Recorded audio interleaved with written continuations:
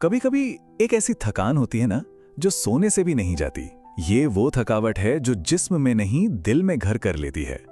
दूसरों को समझाते समझाते, मनाते मनाते और बस उनकी उम्मीदों का बोझ उठाते उठाते। और फिर मन में एक ही सवाल उठता है ना, कि आखिर ये लड़ाई हम कब तक लड़ते रहेंगे?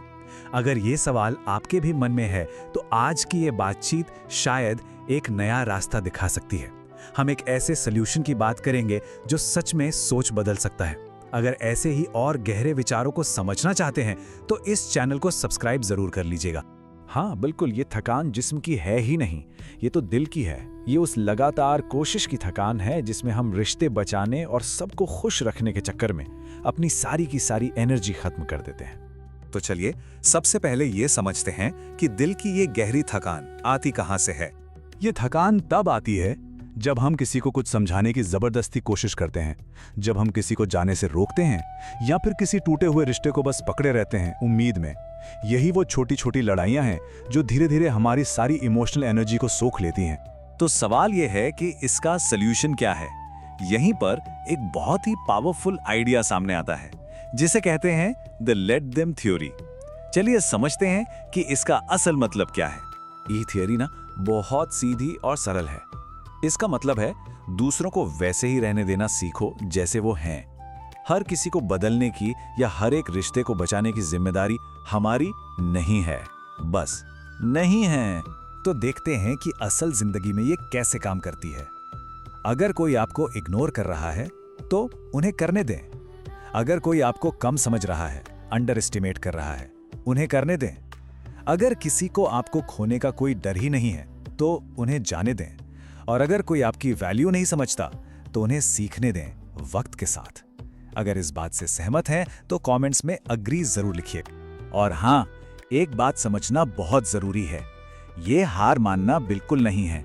ये तो बस दूसरों को उनके अपने चॉइसेस के लिए, उनके अपने एक्शंस के लिए जिम्मेदार बनाना है। ये एक हेल्दी बाउंड्री सेट करना है। और जब हम ऐसा करना सीख जाते हैं ना, तो हम असल में बाहरी लड़ाइयों की जगह अपने मन की शांति को चुनते हैं। क्योंकि सच तो यही है कि पूरी दुनिया को अपने कंधों पर उठाने का ठेका हमने नहीं लिया है। हर किसी को सही रास्ते पर लाना हमारी जिम्मेदारी नहीं हो सकती। और इस बात को रियलाइज करना, यही तो असली आजादी है ना? इस सोच को अपनाने से ना हम कुछ बहुत जरूरी चीजें सीखते हैं। पहली, दूसरों के बिहेवियर से एक इमोशनल डिस्टेंस बनाना। दूसरी, अपने मन और दिल को शांत रखना। तीसरी, रिएक्ट करने के बजाय रिस्पॉन्ड करना। और सबसे जरूरी, वहां रुकना बंद करना जहां हमारी कोई जगह ही नहीं है। अगर यहां तक बात दिल को छू रही हो तो एक लाइक जरूर देना। ये एक तरह का अंदरूनी फैसला है जब हम खुद से कहते हैं कि बस अब और नहीं, अब मैं लड़ाई नहीं बल्कि शांति चुनूंगा या चुनूंगी। और यहीं से सबसे बड़ा शिफ्ट आता है। हमारा फोकस दूसरों के एक्शन से हटकर खुद अपनी जिंदगी पर, अपनी एनर्जी पर आ जाता है। ये स्लाइड इस बदलाव को बहुत खूबसूरती से दिखाती है। देखिए, एक तरफ है लेट देम, उन्हें अपनी जिंदगी जीने दें, उनके चुनाव उनके हैं, उनकी गलतियां उनके सबक हैं। और दूसरी तरफ है लेट मी, मुझे अपनी जिंदगी जीने दें, मेरे फैसले मेरे हैं और मेरी एनर्जी वो सिर्फ मेरी है। तो अब सबसे जरूरी सवाल ये नहीं रह जाता कि दूसरे हमारे लिए क्या कर रहे हैं। सबसे जरूरी सवाल ये बन जाता है कि हम खुद अपने लिए क्या कर रहे हैं। चलिए अब जरा प्रैक्टिकल बात करते हैं। देखते हैं कि इस सोच को अपनी डे टू डे लाइफ में कैसे अप्लाई कर सकते हैं। ये कुछ ऐसे एग्जाम्पल्स हैं जिनसे हम सब गुजरते हैं। कोई मैसेज का जवाब नहीं दे रहा, ओके, उन्हें चुप रहने दें। कोई बार बार बहाने बना रहा है, ठीक है, उन्हें बिजी रहने दें। कोई आपसे दूर जा रहा है, उन्हें जाने दें। और अगर कोई आपको गलत समझ रहा है तो उन्हें गलत समझने दें।